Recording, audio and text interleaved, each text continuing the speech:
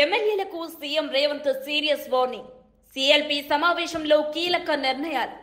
సన్నబియ్యం పంపిణీ, ఇందిరమ్మ ఇల్లు, భూభారతి, ఎస్సీ వర్గీకరణ.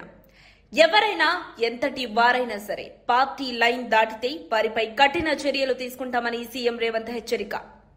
వ్యతిరేక వ్యాఖ్యలు చేయవద్దని అంతర్గతంగా చర్చించాలని సూచన.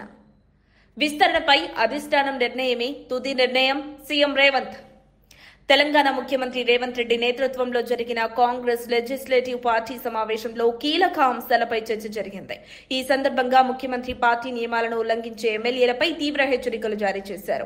పార్టీ పరిమితులు దాటి వ్యాఖ్యలు చేస్తే కఠిన చర్యలు తీసుకుంటామని స్పష్టం చేశారు. పదవులపై బహిరంగంగా మాట్లాడడం వల్ల మంచి కంటే చెడే ఫలితాలు వస్తాయని పేర్కొన్నారు. అధికార నియామకాలపై తుది నిర్ణయం అధిష్టానానిదేనని ఆయన స్పష్టం చేశారు.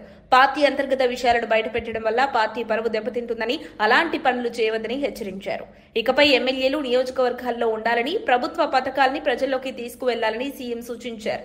జూన్ 2 వరకు క్షేత్రస్థాయిలో పర్యటించి ఇందిరమ్మ ఇల్లు, భూభారతి, ఎస్సీ వర్గీకరణ, బీసీ రిజర్వేషన్ల వంటి పథకాల గురించి ప్రజలకు వివరించాలని చెప్పారు.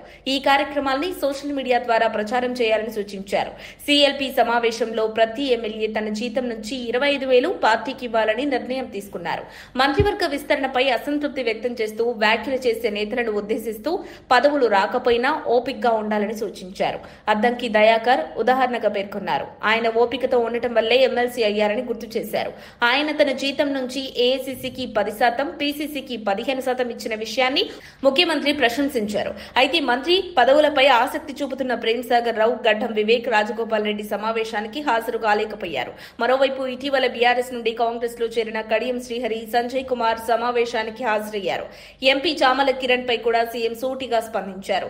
ఎవరిని మంత్రులుగా నియమించాలన్నది అధిష్టానం చూసుకునే వ్యవహారమని స్పష్టం చేశారు. బీఆర్ఎస్, బీజేపీల విమర్శలకు సమాధానం చెప్పే వ్యూహాలు రూపొందించడంతో పాటు రాబోయే స్థానిక ఎన్నికల్లో గెలుపు సాధించేందుకు ప్రత్యేక ప్రణాళికలు రూపొందించామని తెలిపారు. పార్టీ శ్రేణుల బలోపేతం, ప్రజల నమ్మకాన్ని పెంచేందుకు చర్యలు తీసుకోవాలన్న దిశగా కీలక నిర్ణయాలు తీసుకున్నారు.